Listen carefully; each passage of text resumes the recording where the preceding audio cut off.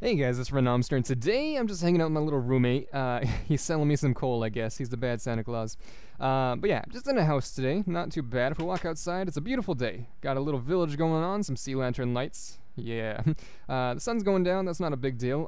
But it's going to rain. So if we go ahead and go to weather, rain, beautiful. It starts raining. Now, something I simulated I think is pretty cool. Once it rains, puddles start appearing, which kind of simulates flooding, I suppose, right? Now, it's only where rain happens, so you can splish splash in them if you want, I guess. It's not too bad. You cannot pick up these puddles with water buckets nor water bottles or anything like that, but you can get rid of them if you really want to. And another feature is that I like how they just splash. It's beautiful. The bubbles come out of nowhere. It's so cool. Anyways, another feature is that during the day, once it's not raining, the puddles will then evaporate as well, which saves from lag through many reasons, but I think it's pretty realistic as well. Now, I'm gonna just run around for a little bit, I guess, just to show you a bunch of puddles after the time lapse, and we'll see what happens then.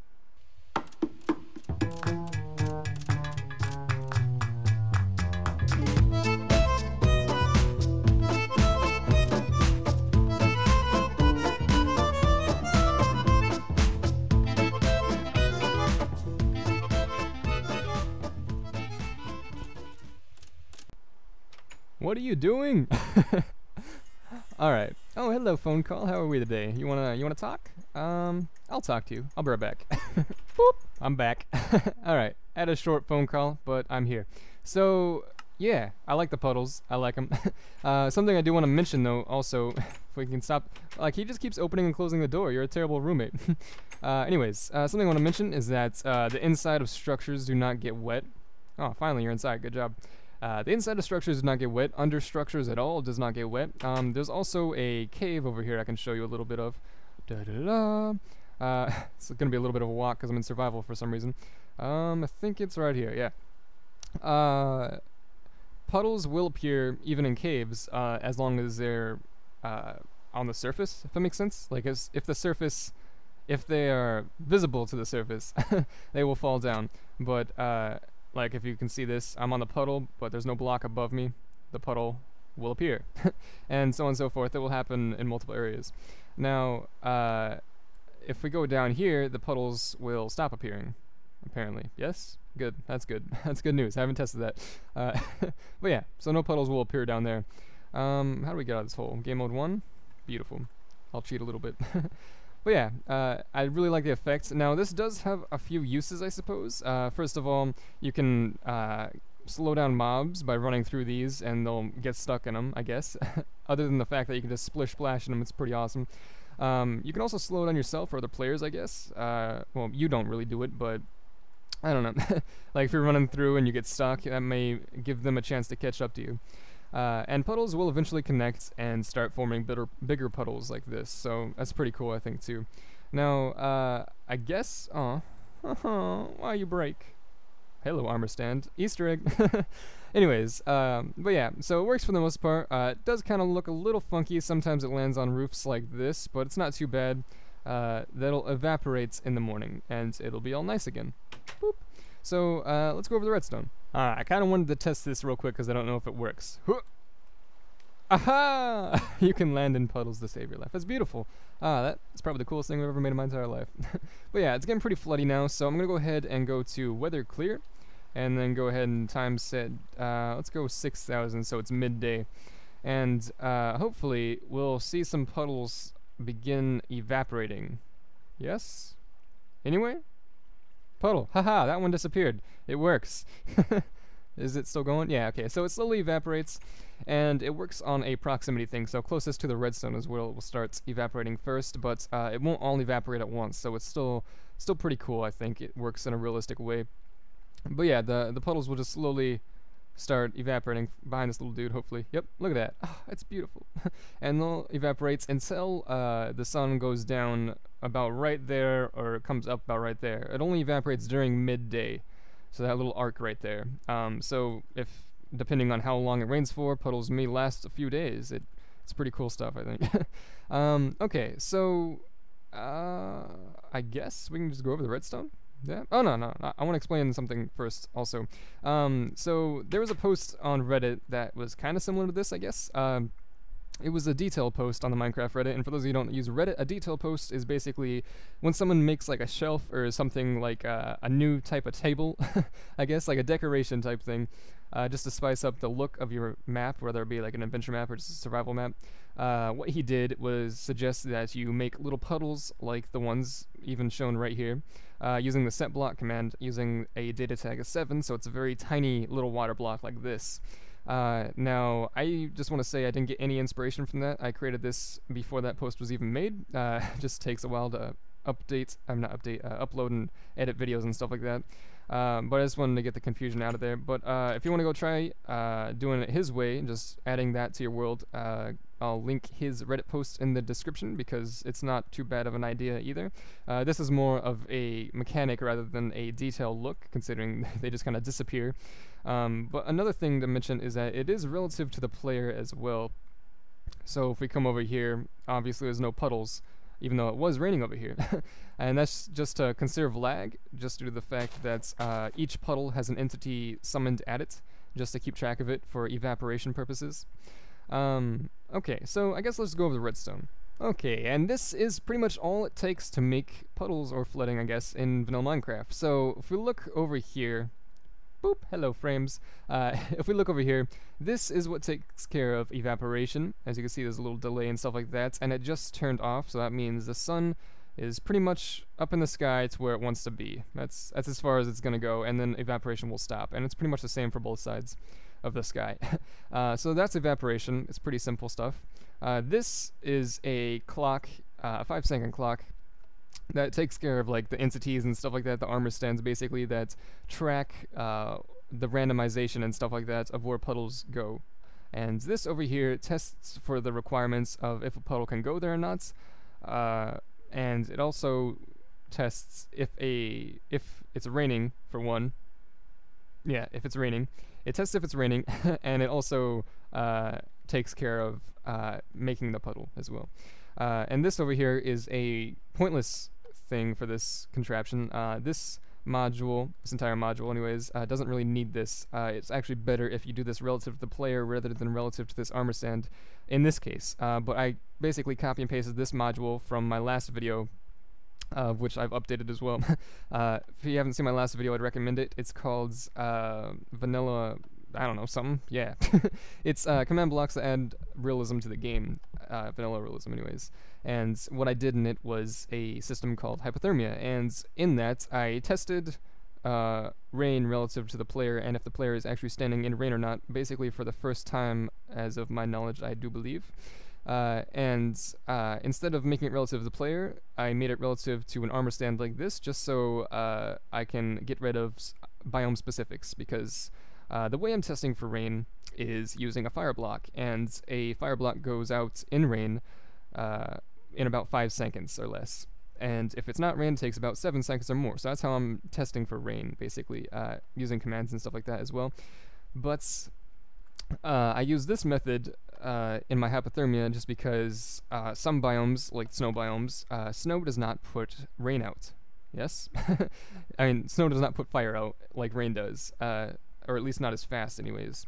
So in snow biomes, you won't get hypothermia if it starts snowing, which I kind of didn't like. So I made this little system where it's always testing a biome with rain. So even if you're in a snow biome, the weather is still going to be the same. It's going to be raining where this is, even if you're in a snow biome. So yeah, gives you the same effects for rain.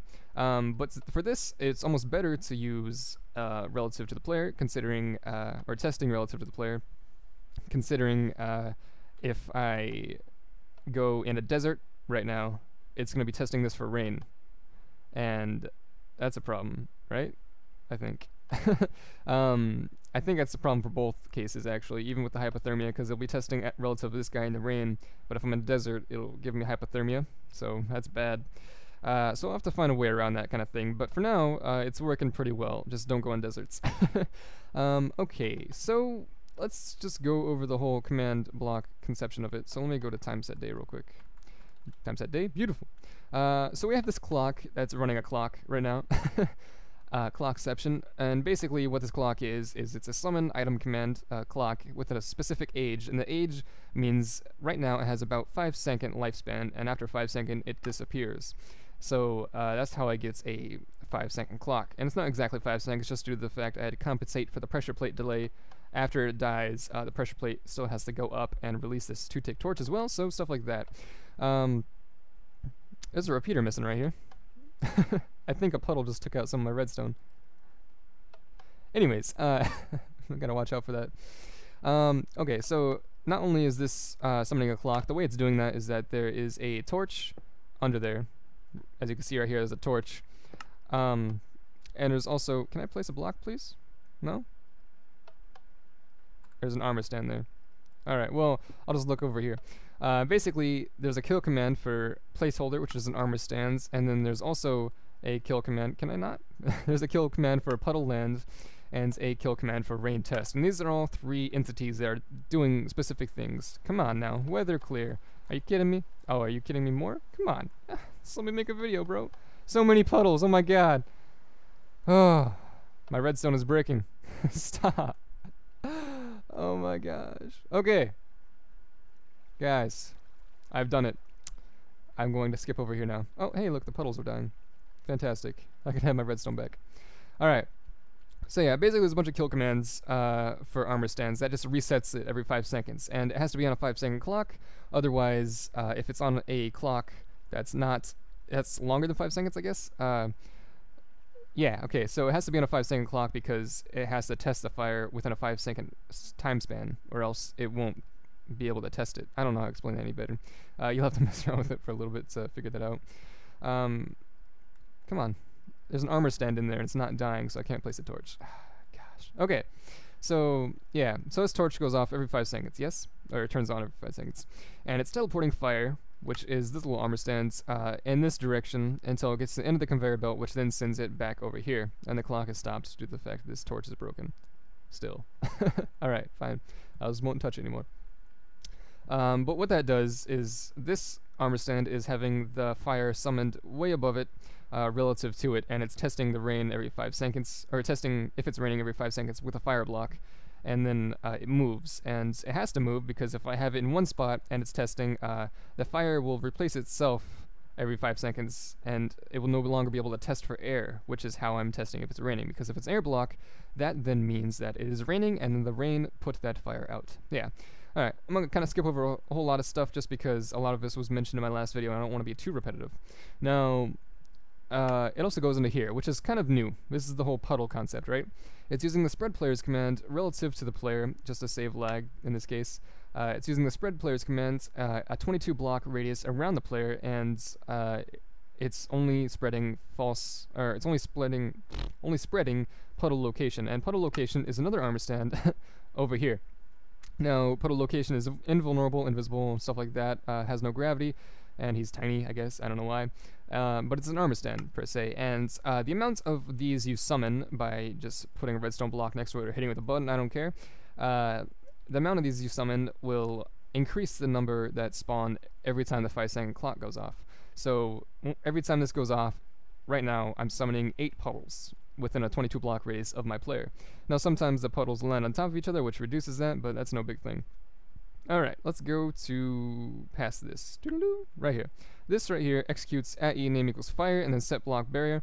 So this is what makes the fire above it, right? So it sets block barrier relative to this, and then it also sets block fire on top of that barrier because fire can't just be set on air or it will disappear. So I'm using an invisible barrier block up there to land it upon. Now right here we have a execute @e puddle location, and puddle location is another armor stand that's doing stuff as well, and then it's summoning placeholder, and puddle location is this right here. So I'm using puddle location to pick a random spot. So there's 8 and it randomly spreads around me, so one can spawn over here and then one could spawn right up in here maybe because it's within 22 blocks of my player. And then relative to puddle location, placeholder will spawn, which is another invisible armor stand that always stays there. And relative to placeholder, another test will then go. I want to see what this is real quick. This right here. Yes, rain test. That's something else. But yeah, relative to the placeholder, another test will go, which then is way over here, I believe. Yes. Execute at E placeholder and test for puddle land, and the radius is 0. And if so, it will then summon another armor stand, which then summons a puddle. Now, it's testing for, what was it again? It's testing for puddle land and the radius is 0. So if we come back over here to where rain test is, which is another armor stand, rain test is inside of the fire up there, and it kills itself and then summons itself relative to this armor stand, like the fire does, basically. And there's a clock over here that is constantly testing, executing at rain test. Oop, that's the wrong command. Test for block Minecraft air, and if so, that means it's raining and the fire was put out, and if so, it then summons another armor stand called Puddle Land, that's invisible and quiet and invulnerable with a motion of negative y, which makes it fall super fast. This basically summons an armor stand relative to the fire and tests if there's any block up here to the ground. And if there is no block, that means that rain can fall. Because if there's a block like this, and I was down there with the placeholder, an armor stand will fall, get stuck on this, and it will not test in the radius of 0 of that placeholder because it got stuck on a block. Which means I'm underground or under anything that isn't sky. I don't know. Stuff like that. Anything a rain block, or rain can't pass through anyways. So, where am I at right now? I don't even know. I'm going all over the place. Yeah, so rain test. Yeah, rain test. So rain test is the one in the fire that's testing for rain, and then relative to the rain test, we're testing for air, and then if that is true, it'll then execute at placeholder, which is the one that is always there, so the one that's always at this little puddle right here. It'll then always stay there, and placeholder is there for a number of reasons. First of them being, I have to keep track of the puddles to be able to get rid of them later for with evaporation. So I think if we can come over here, yeah. So over here we have puddle location, which is the little guy right here, the ones that are randomly spread to choose the random locations for the actual puddle.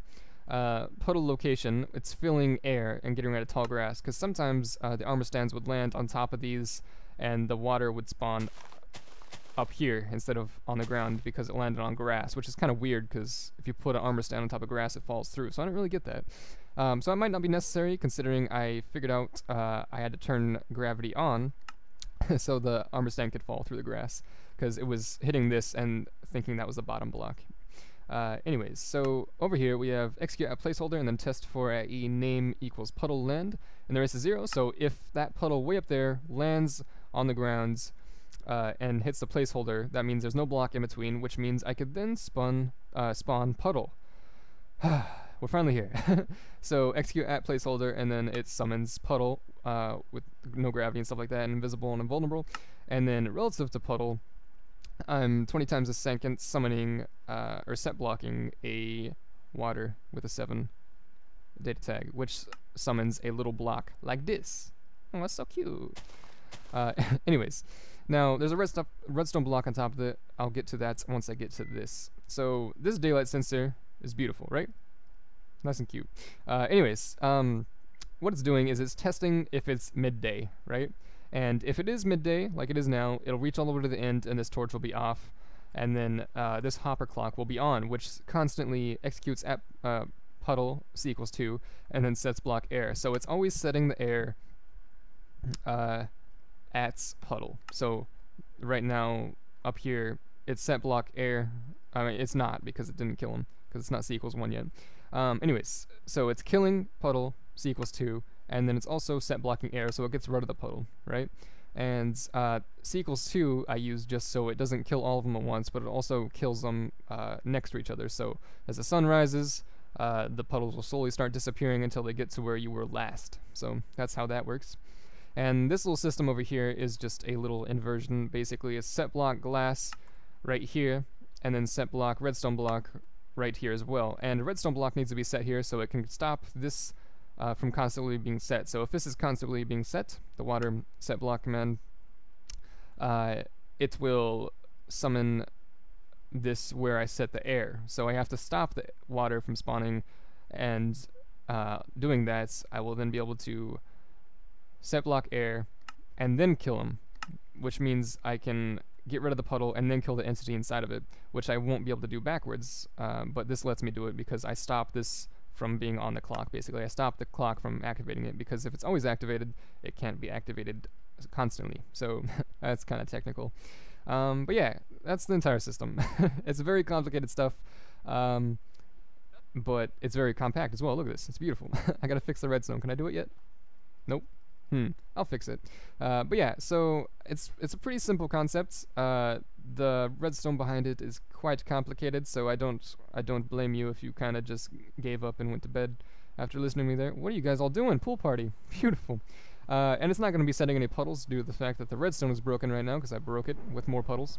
Alright, and that is pretty much it for the entire concept. I would like to thank Sparks from the channel Accidental Games. He didn't really tell me to do this or anything, but I watched a video of his called, I think it was like Ninja Smoke Bombs in Vanilla Minecraft or something like that. It's like Game Mode 4 video of his where he basically used spread player command anyways to randomly teleport himself in a random location. And that's what gave me the idea of using puddles, or at least randomizing the puddles more or less, which simplified what I was going to do before by 10 times at least. So I'd like to thank him for that. And oh, it's a cute little chicken. Oh my god, there's a whole pack. Oh my gosh, they're gonna get all wet. I'm sorry. Anyways, sun's about to rise. Or set, I don't know. But yeah, so tell me what you guys think of this concept. Leave a like if you enjoyed this video, and subscribe if you're new. I guess I like concepts like this. Why are there so many? Oh my gosh. Anyways, I'll see you in the next video.